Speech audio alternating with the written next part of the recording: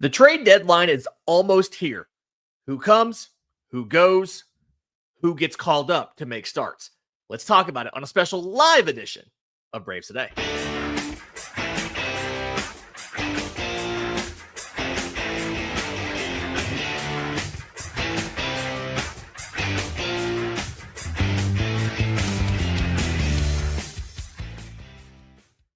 Yes, welcome on in to a special live edition of Braves Today for Friday, July 25th. This is your source of news, notes, and updates on your Atlanta Braves. I'm your host, Lindsey Crosby. You can follow me on social media at Crosby Baseball. You can follow the show on X Braves_today. We've got a Facebook page and an Instagram as well. And you can find all of my written work, bravestoday.com. That's the Braves Today Substack, as this is both a podcast and a newsletter. Bunch of stuff I want to get to today. Obviously, we're going to have your questions at the end of the show. Drop them in the chat if you're here live on YouTube. For my friends on audio, I'll do my best to make sure I read all of these out loud. We're going to talk about some of the prospects that might get called up to make starts, possibly as soon as next week. We're going to talk about some Braves that might be on the way out.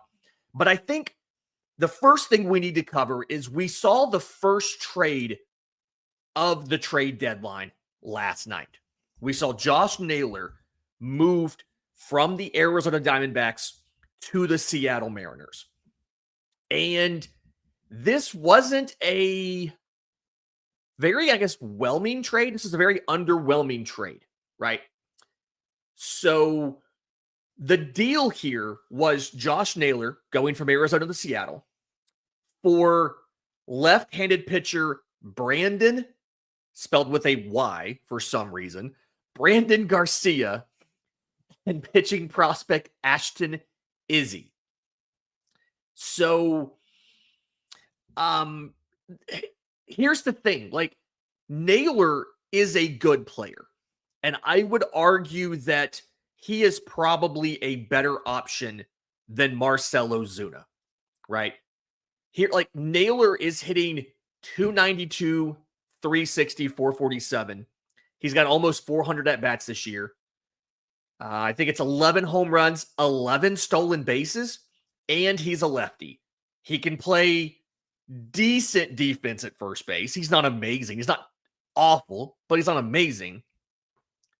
And the deal that you got, or the deal that Arizona got, was these two position player prospects.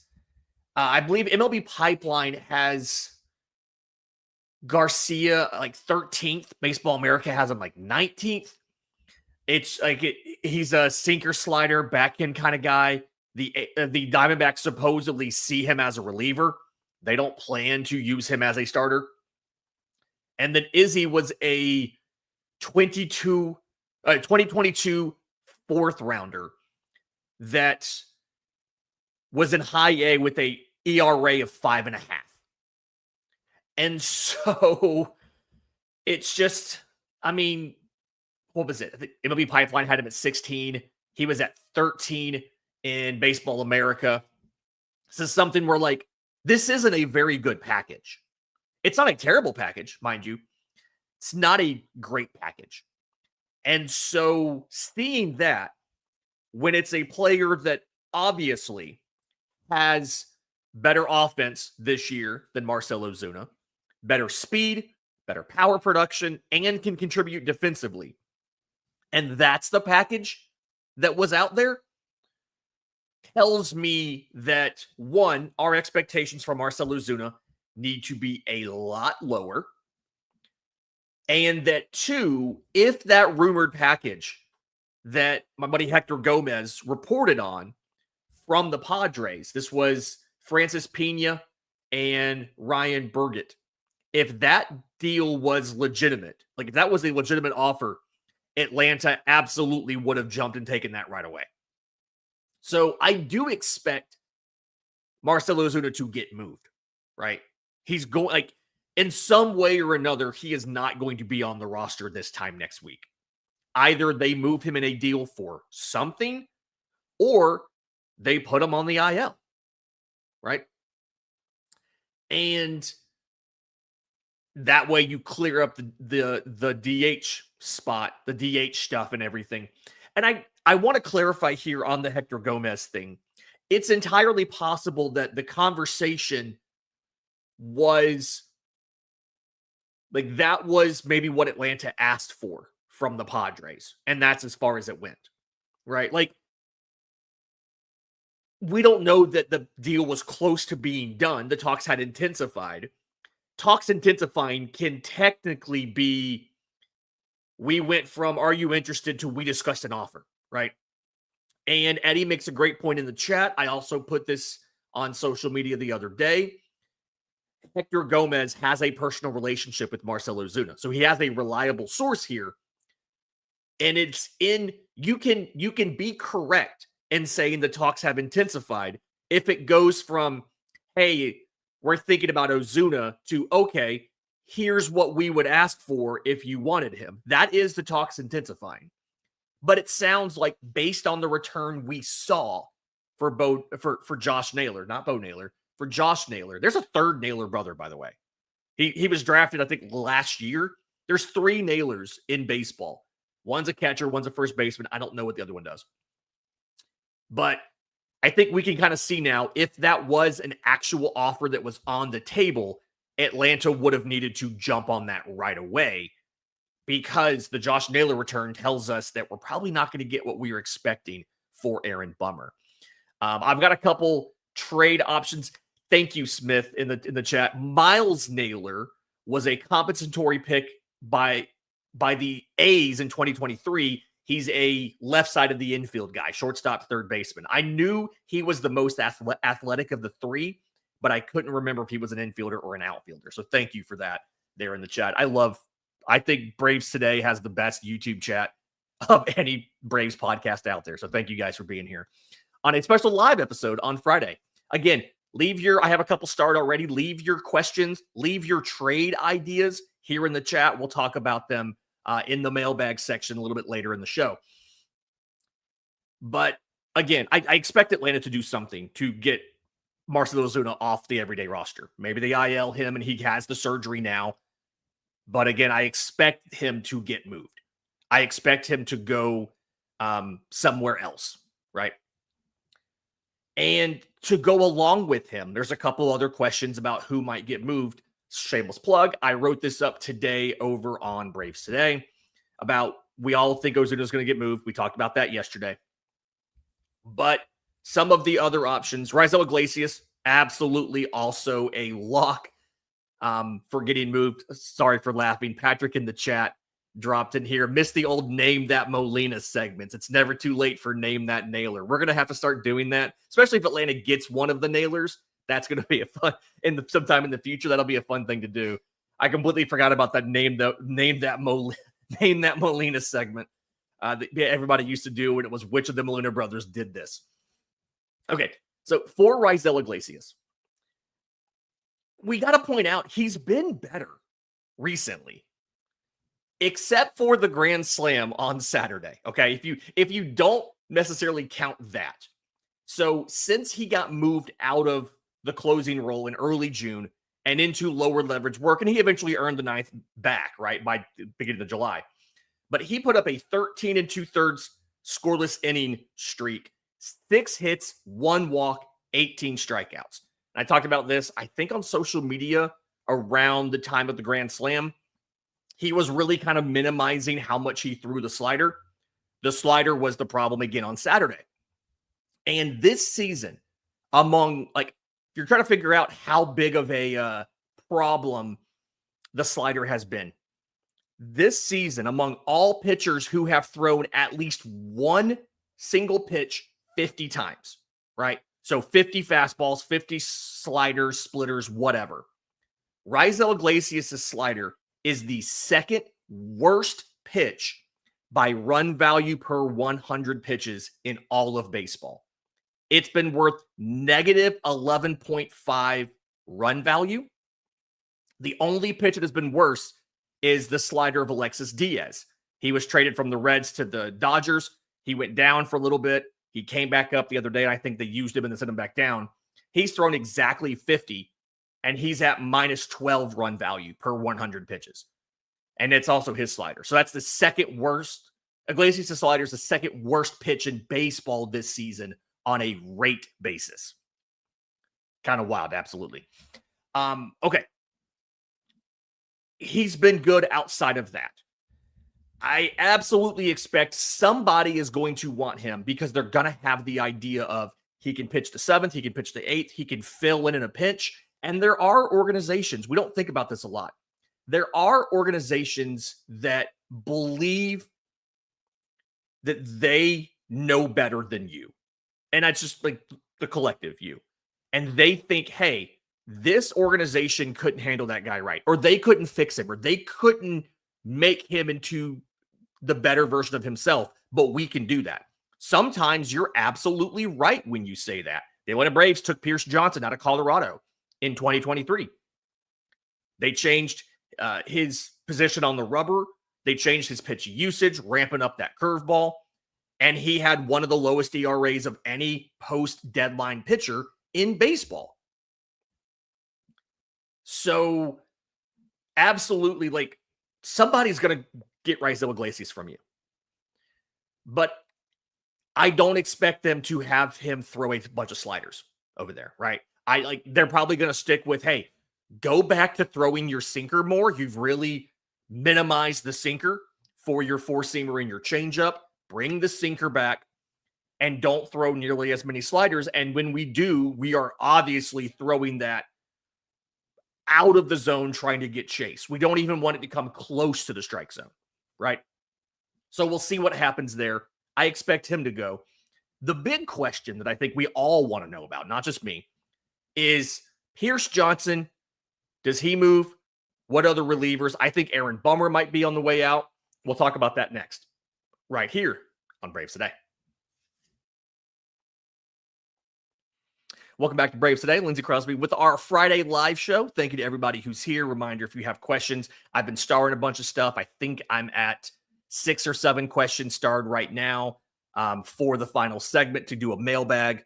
So great questions in here. I see some stuff from Matt, Wesley, Philip. I believe you're in Tennessee. Eddie. A lot of questions in here. Throw them in. We'll get to them in just a few minutes. Alex Anthopoulos said that the Braves were only going to move guys who were on expiring deals. And technically, Pierce Johnson can also fit into there because his deal does expire. Atlanta has a club option on him, but his deal does expire. And he's been pretty good this year. 2.70 ERA in 36 and 2/3 innings. They haven't used him a ton in high leverage.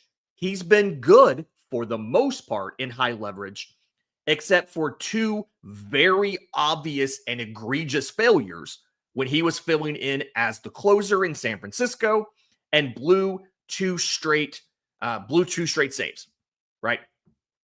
So, clutch situations, okay? 2 outs, runner in scoring position. He's allowing a 167 average and a 472 OPS. That is legitimately good. Late and close situations, as defined by Baseball Reference, 208 average. He's throwing mostly the curveball, but he's got the four-seamer and the cutter as well. CBS Sports actually linked him to the Blue Jays on Wednesday. I can see a team wanting Pierce Johnson, having a club option for next year, getting a little bit of a better asset for him than they normally would. I absolutely think that Pierce Johnson probably goes simply because he's a luxury you don't necessarily have to have. Relievers are so fungible from year to year. And a lot of people in the chat, I kind of agree with you. I think Atlanta's going to focus on quality versus quantity in the bullpen next year. I think they learned their lesson this offseason. You can't just throw 20 NRIs at the bullpen and it work out. Now, it could have worked out if Raisel Iglesias did not have a disaster of a year, if Joe Jimenez was still around and not injured. It could have worked out, but it didn't because you didn't have that stability in the back end. I hope they've learned their lesson. and they're not going to try to do that again. We'll see what happens. But I expect Pierce Johnson, teams will call on him. I think Atlanta should offer Aaron Bummer in trades as well. I'm a fan of Aaron Bummer. I always have been. I'm really excited about the ability to pair up Joey Wentz and Aaron Bummer out of tonight. Wentz starts. He's probably going to go 4 or 5, and that's it because he's still stretching out. I like the visual difference of throwing Bummer behind Wentz and how their stuff plays off each other. So I like Aaron Bummer, but he's going from a $3.5 million salary this year to a $9.5 million salary next year. He's really good at generating ground balls, 94th percentile, 56.3%. He's really good at not giving up barrels, 95th percentile, 4.2%. Those things obviously work together, right? You can't get a barrel on a ground ball. It's impossible. So he has a very specific skill set that he is one of the best in baseball at doing. Here's the thing. The Braves have the second best infield defense in baseball per StatCast. They're at plus 22 outs above average from their collective infield. And yet, they have one of the best guys at inducing ground balls, and Atlanta can't properly convert those into outs. Aaron Bummer has inherited 28 runners this year, meaning guys that were on base when he was put into the game. You know how many of those guys have scored? 15. More than half of Aaron Bummer's inherited runners have scored this year. And it feels like that should be a lot lower. Simply because, again, Atlanta has a phenomenal infield defense, the second best in baseball behind only the Cardinals this year. If the defense is so good, and Aaron Bummer's still giving up those runs, and this is a thing, he did it last year too. It's not just a this year fluke. He did it last year too. Why would you pay him $6 million more when, as Smith says in our chat here, Aaron Bummer might be the best left-handed reliever available at the deadline? Number one, why would you not include him in a deal, get that future money off of the books, and get some sort of asset that you can use for next year? I'm going to go ahead and jump into a question because I think it does match here. Eddie asked, does the report coming out that they're looking for prospects, not just a salary dump, give you hope they're going to eat money to up the returns? I do expect that Atlanta is willing to cover salary on an Iglesias or an Ozuna when they move guys to get a better return. There is also the possibility Atlanta takes a bad contract from the other team instead. When you lost Jurickson Profar to suspension, you saved some money, and so they're not in danger of going over the CBT. And I've talked about this a couple times before. If you reset the CBT this year, the penalties for signing a qualifying offer player are much lower. And there is supposed to be a lot of really good pitchers in this class. Dylan Cease is going to be in there. Zach Gallen's going to be in there. There's other guys who have player options that might opt out. And so if Atlanta decides to spend money this offseason and they go out and actually grab a qualifying offer player, the penalty is much less severe if you're not in the CBT. So you have the flexibility to either eat money or eat a bad contract to get a better return and then turn around and spend money this offseason for a really good piece. And I think there's a couple moving parts here. Does Ronaldo Lopez stay in the rotation next year? Does he move to the pen?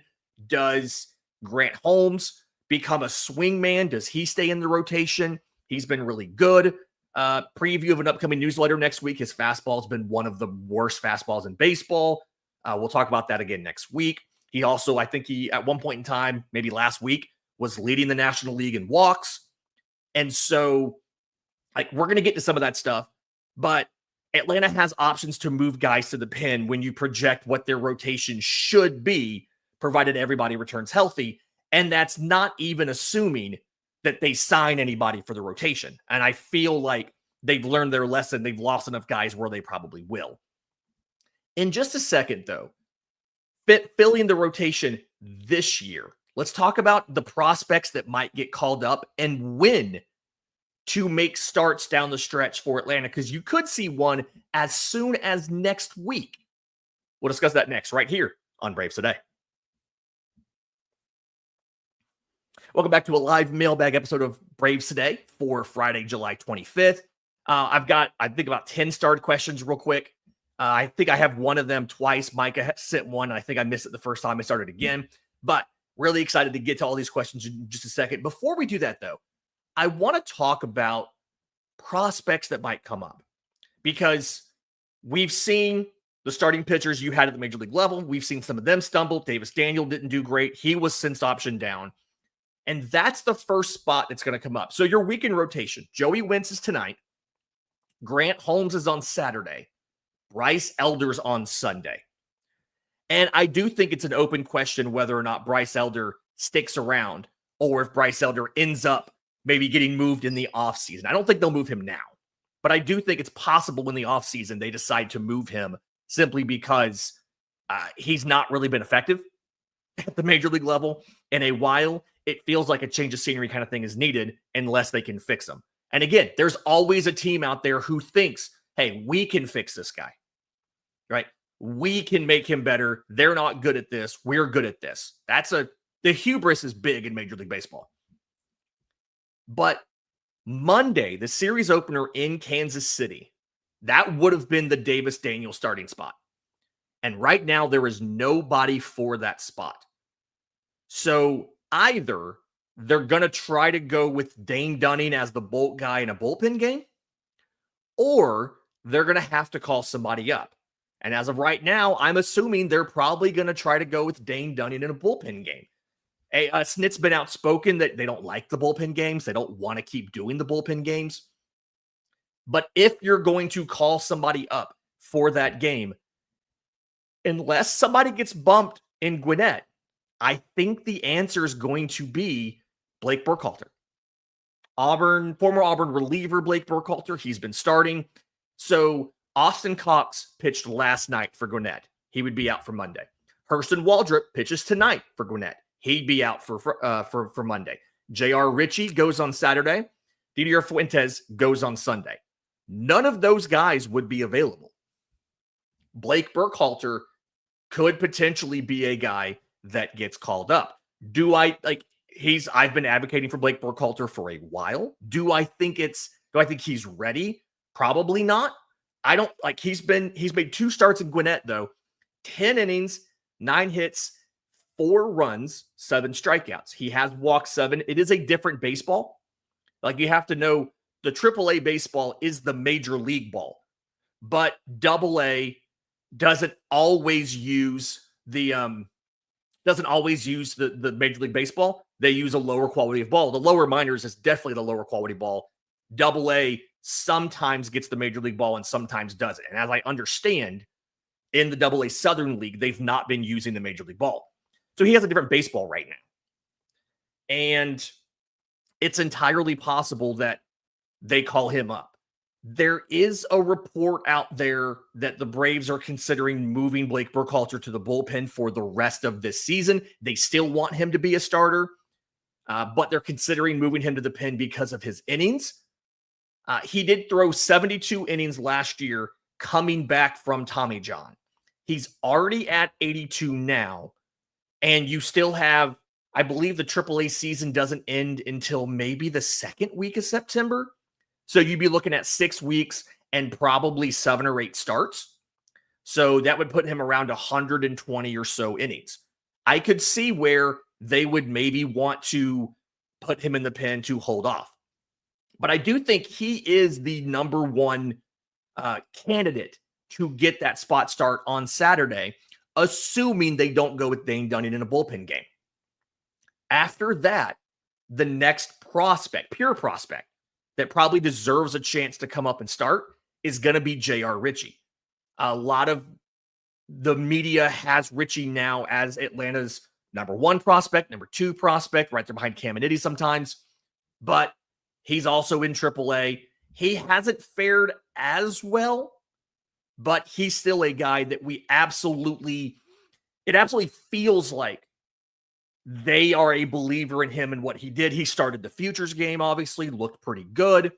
Feels like that might be I'm going to call it a glorified bullpen game. They ask him to go 3 or 4, and then they go to the pen a little bit earlier. You get a Bolt guy behind him and a Dunning, maybe even a Aaron Bummer for a couple innings, and then treat it like a normal game from that point on. You combine the starter and a reliever to get a standard length start out of somebody. Feels like those two guys are the first two in the order of getting starts. If you go with prospects, again, the big question here is going to be, what do you do on Monday? Because again, that was the Davis Daniels spot.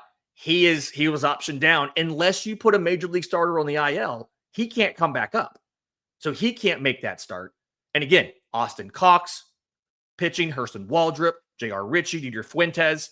The only guy in that group that's not necessarily starting is Blake Burkhalter.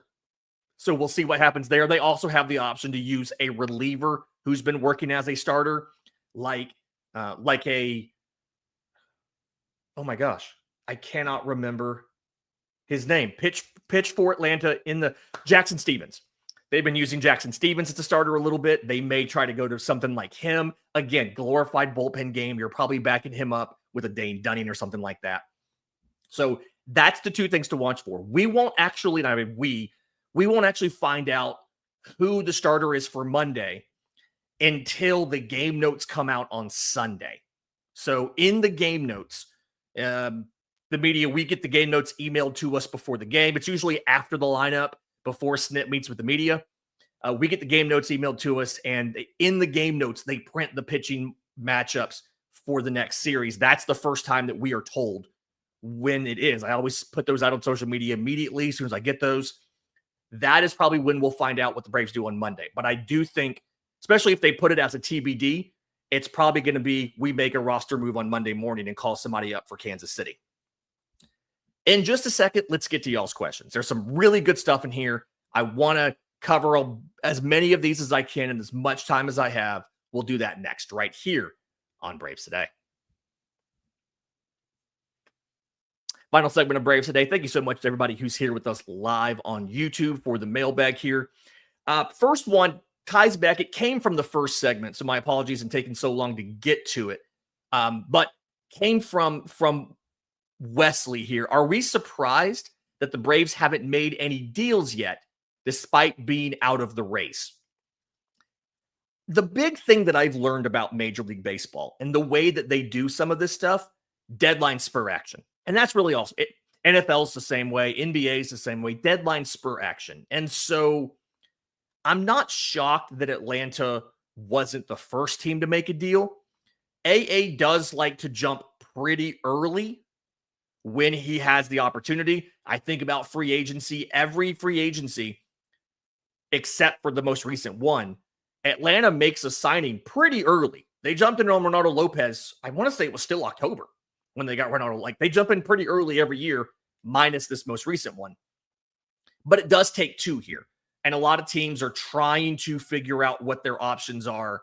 I'm assuming that Ronaldo Lopez, that Marcell Ozuna is not anybody's number one choice for a bat to add at the deadline.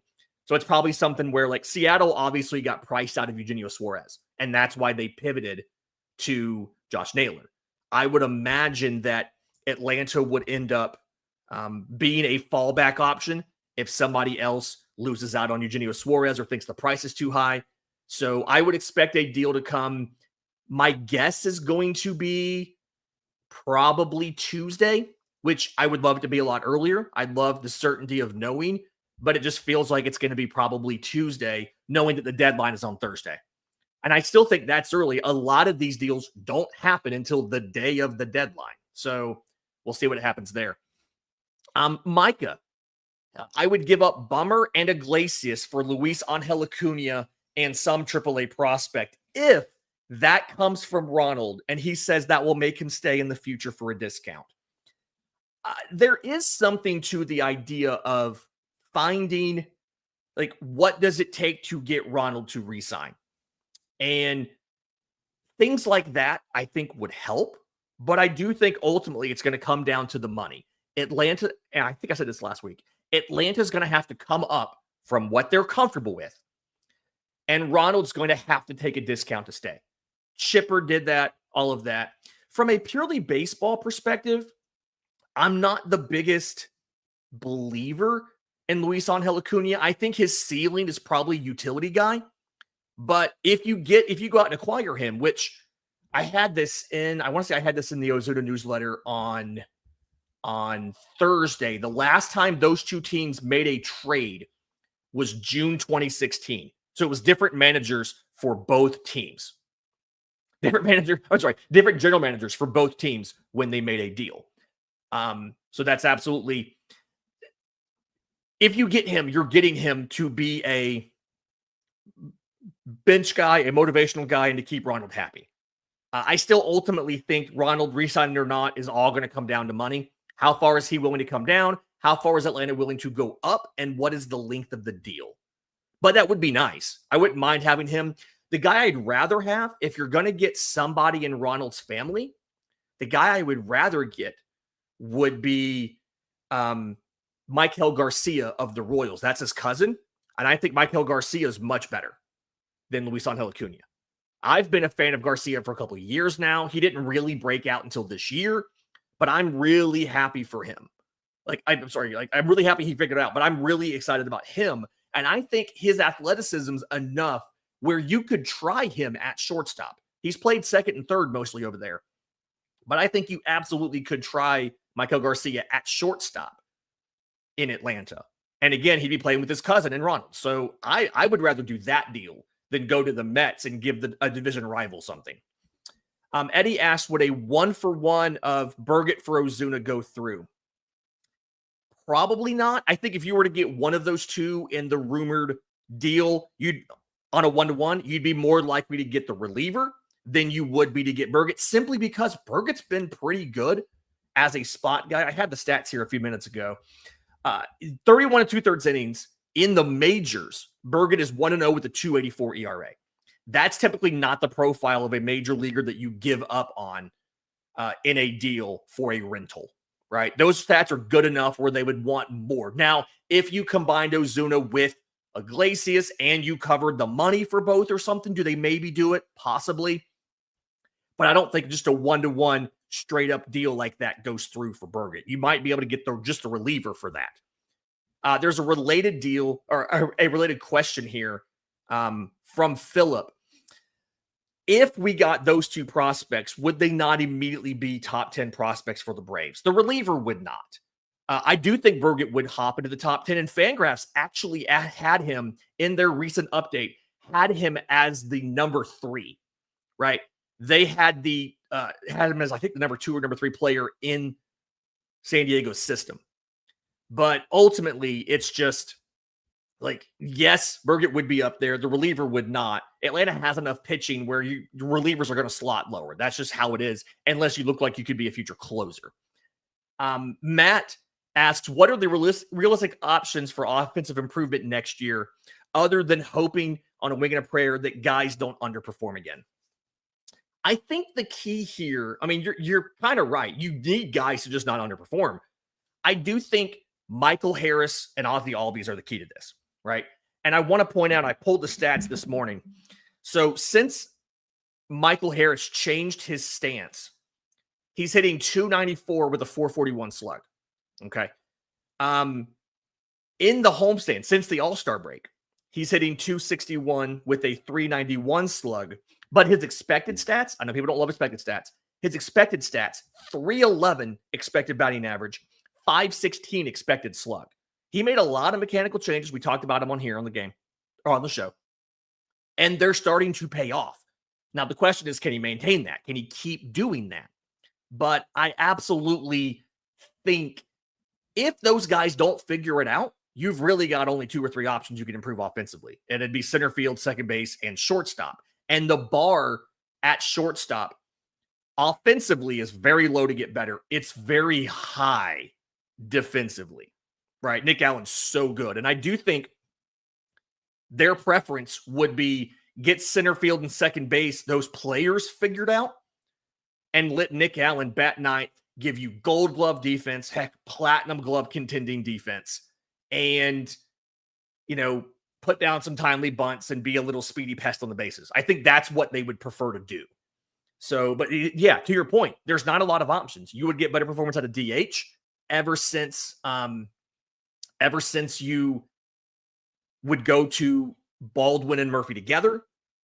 Theoretically, with Profar, you'll get better results in left field than you got early in the year. You would get obviously a full season of Ronald. If Riley can be more consistent like he is, your offense looks a lot better all of a sudden. But you got to figure out center field, second base, and short. You have to upgrade 2 of those spots offensively. And it feels like Atlanta's hope in the last 2 months of the schedule is that the guys who are already there can naturally fix those positions. Another question from Wesley here. Braves are starting Wentz, Elder, and Holmes this weekend. Offense is going to need to score 10 runs each game. See, the hard thing about that is this is a very good pitching staff by the Texas Rangers. This is one of the best pitching staffs in baseball.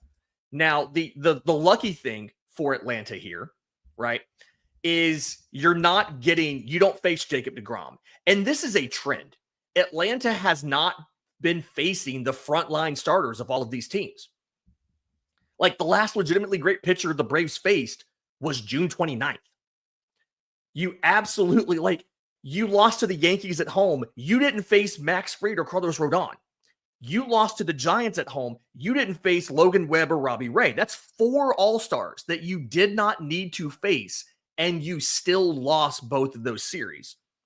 So, yeah, Atlanta needs to be better, but hey, it could be worse because you could be facing Jacob deGrom, and you're not doing it. You get Nathan Eovaldi, who's been legitimately fantastic, 7-3, 158 ERA tonight, gross.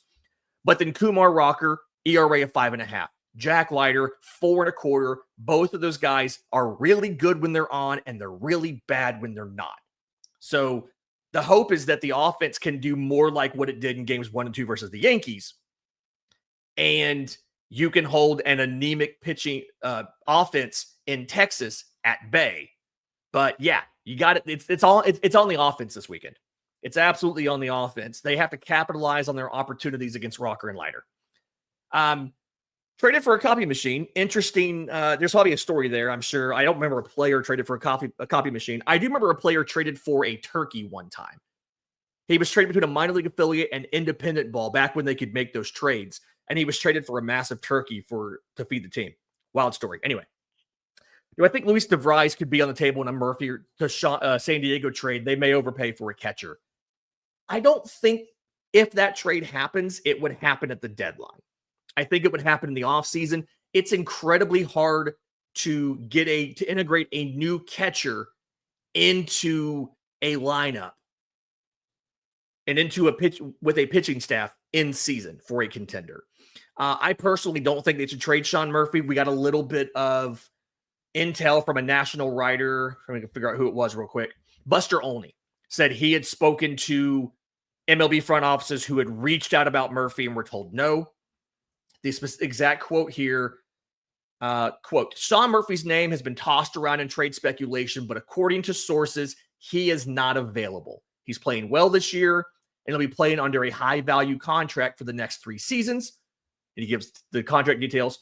And the Braves are well set up with the right-handed hitting Murphy and the left-handed hitting Drake Baldwin sharing the catch and DH spots in the future. I think that's the way it should be. You should not be trading Sean Murphy. I do think to get that deal, they would have to give up DeVries. And Murphy's the kind of guy that would get you him simply because Murphy's got 4 years of control technically when you factor the team option. But Atlanta's deals, and there's a question in here, kind of a few minutes later here somewhere, that Atlanta wants to win next year. So reportedly, the guys they're looking for in these deals are players that can be in the majors next year. The rumored Padres deal that Hector Gomez had was a rookie pitcher who's in the majors now and a relief prospect who's in AAA. So you absolutely think that some of these things would happen. Like that it would be a guy. DeVries is a little bit of a lower level kind of thing. So we'll see what happens there. I actually have, okay. We already answered the Bummer Iglesias for Acuna question there. I didn't realize I had it in there twice. Glenn asks, can we really make any moves for a good player, for a good prospect with the players and contracts they have? If you pay down or send cash to cover a salary, I think you can. Let me, real quick, everybody kind of gets this wrong. There's two ways to include money in a trade. We've all heard cash considerations, right? Cash considerations is something between $50,000 and $100,000. It's actually limited. It can't be more than 100,000, and it has to be at least 50, simply because the amount you get when a guy's claimed off of waivers, you get $50,000. So it's almost always $55,000 to $100,000. That's one way to put cash in a deal. The other way to put cash into a deal is to actually attach it to a contract. So you can't send more money than the amount of the contracts in the deal, but you can attach it to a specific contract. So Atlanta could say, hey, Marcell Ozuna is getting paid $16 million this year. I haven't done all the math, but I want to say he's owed like $5 million for the rest of the year or something. That's not exact. But Atlanta would say, we'll give you Marcell Ozuna and the $5 million to cover all of his salary this year. And in return, we're getting a better prospect. So that's absolutely kind of what we're looking at there. I do think that would be how Atlanta would do it. They'd have to pay the contracts down. You can pay Iglesias down. You can pay Ozuna down. Both of them could get you a better prospect. That's probably how you're looking at something like that. Okay.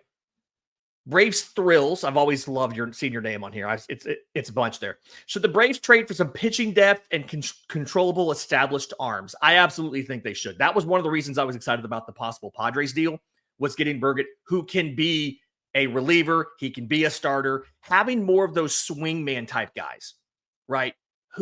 I love Grant Holmes having a chance to start. It's so much more valuable, right? But I do also think that having a guy that he's maybe not good enough to be a starter, but he can be a long man for you, and you can turn around and start him in a spot start kind of thing, or stash a guy in AAA as depth. I do think that's a very smart thing. And that's really what Atlanta's been been missing. They've been very rigid on, we have starters and we have relievers. And if we think a guy has better stuff, we can try to convert him into a starter. But they don't really have the guys that swing back and forth between both roles. And I think that's what they've been missing from a fungibility of the bullpen and strategic standpoint. And a lot of that comes because Atlanta signed a lot of guys in the bullpen to contracts. Like, they've signed free agents versus building these guys or trading and getting them for cheap. There was another thing similar to that with the Braves at the start of this trade deadline, like a number 4 starter, only if he has feature control. I think it's the only way that they can do it, is if he has control going forward. I don't think Atlanta's going to get anybody that's a free agent after this year. He has to have control for 26. But if you do that, that absolutely would be a smart thing to do. It would give you innings now and would let you have another rotation option entering next year. Because it's going to be really interesting to see, you go to free agency, if you get a frontline starter. I think I touched on this earlier. You get a frontline starter, now you can turn around and put Ronaldo Lopez. Maybe he's your closer next year. His contract is in closer territory, not standard paid starter territory. So you could still do that and have the money there. It would make a lot of sense. Okay. Sergio asked about Bummer and Iglesias to the Dodgers for Alex Freeland, AAA shortstop Alex Freeland. I actually suggested something like this a couple weeks ago on social media. I believe I said both. I said Iglesias and Bummer for Alex Freeland. Yeah, I want to say I did that same thing. And somebody who covers the Dodgers that I know reached out to me to let me know that they've had conversations with people in the organization, and Freeland's one of the only guys they don't want to move because they think they might need him this year to play some shortstop. and or he might be next year's shortstop. They have other guys they'd be willing to move. Kellen Lindsey is a guy that they're possibly looking to trade, lower level guys. But this AAA one, they don't want to move him. I had the same idea you did. I thought it was a great idea. I would have done that too. They just ended up not necessarily wanting to move him. But I had the same thought. I can't pronounce this. Silly. The Lamini, I guess. Mock trade on the Google about us trading Ozzy to Seattle. They have a deep farm system. Do you see it happening? They have a bunch of second base options in that farm system. I understand the idea behind them doing that. I really don't think Atlanta's going to trade Ozzy midseason, right? The difference in his buyout and his actual numbers are only $3 million next year. I really think they're going to give him run the rest of this year to see if he can fix it. I do think he'll be back next year. The question's going to be, do they go out and get somebody else to also play second or not, right? Do they try to go big and sign a guy like Bo Bichette? Do they try to make a trade? Do they try to convert Nacho to second?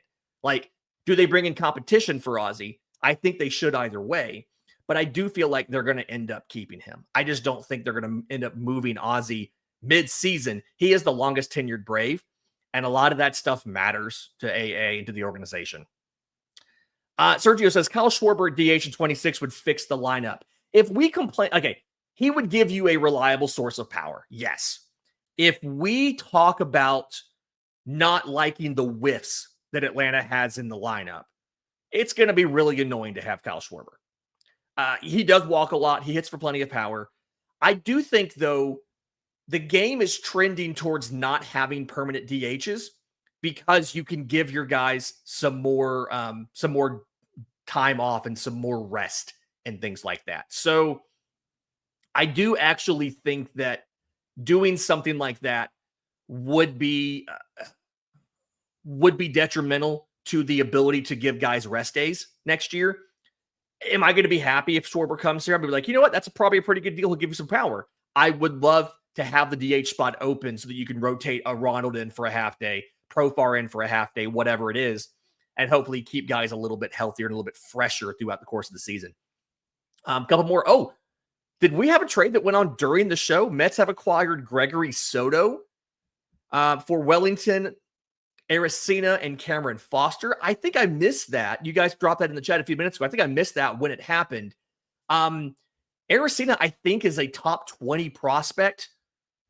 I don't know what Cameron Foster is, but that kind of gives you an idea of what you're going to see prospects go for. I'm sorry, relievers go for. And I mean, neither one of those is amazing, right? They're decent prospects. They're not fantastic. And so I think that's definitely going to be kind of more in line with the return, right? You're probably not going to get a ton for Iglesias unless you pay that contract.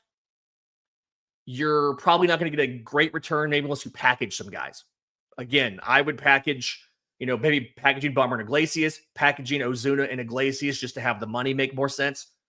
That's the thing you might do there. But anyway, Smith the Great, I would sign Rizzo to the Phillies and pay down cash for Dante Nori.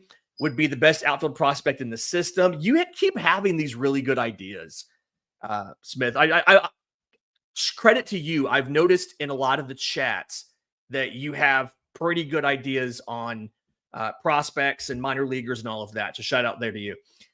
I do think that Atlanta, I'm not opposed to that concept. I really don't want to help the Phillies, especially if it helps them win. That would be tough. But I do think that Atlanta wanting to compete next year means they are going to look for talent that's a little bit higher in the minors, even if the ceiling is lower. I agree with you that Dante Nori would be the best outfield prospect in the system, and you'd be looking at a 2-year ETA, whatever that might be. But I do think Atlanta's going to want somebody that could probably be up next year. And so in that situation, they're probably getting pitching. Now, if you had the option of getting one of their arms, obviously Andrew Painter's not even a question. Let's not even talk about that, right? But you know what? Mick Abel, Griff McGarry. I don't think they'd make one of those deals, but that would be intriguing. I do think the best you're going to do, though, is you're going to get some sort of fringe pitching prospect for Raisel Iglesias. Dwayne here. Think about the Braves targeting utility depth in the infield and outfield. A prototype player, someone like Josh Smith in Texas. I'll give you credit. You have mentioned him a lot. I don't mean that in a bad way. I like the idea of having some sort of super utility guy. Brian Snitker's comments after the finale against the Giants, he talked about Nacho Alvarez potentially filling that role. And I don't necessarily think that Nacho's the right physical profile for a super utility guy. Yes, he can stand at shortstop, but he can't play shortstop. And so I like the idea of a guy like Josh Smith. I'm not opposed to something like that. I do think if you get a position player, it's going to have to be a guy like that, a guy who can play anywhere and a guy who he's not going to start for you over other options. If there's an injury, he can step in anywhere for a week or 2 weeks or whatever. But I do think getting a guy like that combined with having the DH spot open would give you some flexibility. It'd be like how the Cubs used Ben Zobrist. He would start 4 or 5 days a week at 4 different positions. But those guys would rotate, get a day off or something like that. I do think that would be, I would like to do something like that, but I don't know if it'll be Josh Smith. He's not great at shortstop, but again, he can fill in just about anywhere. That would be fun to kind of do there. Okay, final one here from Ziggs. The Braves should be open to moving a starting pitcher if the price is at a premium. I'm not sold on this team competing next year as constructed. I think we all agree they have to do some more stuff offensively to show that they can compete. But also, AA has explicitly shut down the idea of trading somebody like a Chris Sale. Chris Sale would be the one to move if they didn't think they could compete next year. If you said Chris Sale was available, provided that he was healthy, and he should be coming back next month, he would be the number one pitcher available at the deadline, at bar none. Teams would want him over Zach Gallen. There was a poll in The Athletic earlier this year. Pitcher you would least want to face in the postseason. I think the question was like Game 7 of the World Series.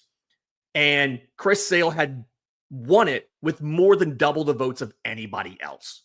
So like Chris Sale is the guy you would move. Them coming out and explicitly saying they are not trading Chris Sale tells me that I don't necessarily think that they are convinced they can't compete next year. They do have a lot of work to do this offseason. Atlanta does. They've got to figure out what went wrong. I do think they can fix it. They can try to fix it the next 2 months.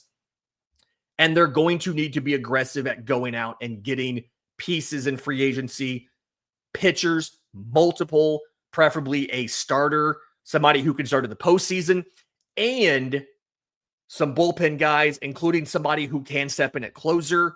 I mean, you may need to get $35 million in annual contract commitments out in just pitching this offseason, if not more, if not 40 or something like that, going back over the CBT. We'll see what happens. As we get closer to the end of the season, I think I'm going to do some of those off-season look-ahead kind of shows and things like that. But in the meantime, I do think that they are going to spend the next 2 months seeing if they can figure it out and cycling through all of these options to figure out what they have in Gwinnett and in the system already. Thank you guys a ton for being here. I look forward to these shows more than any of the rest of them during the week. These Friday live shows. Your questions are always fantastic. Do me a favor. If you're listening on audio, Apple, Spotify, YouTube Music, whatever it might be, go out and leave a 5-star review. If you leave some kind words, I'm a big words of affirmation guy, so that always would be fun. Also, tell your friends to go subscribe to the YouTube. We're at 4,900 subscribers. Getting to 5,000 feels like it's kind of a big deal. That'd be pretty cool if we could do that. Until next time, this has been Braves Today.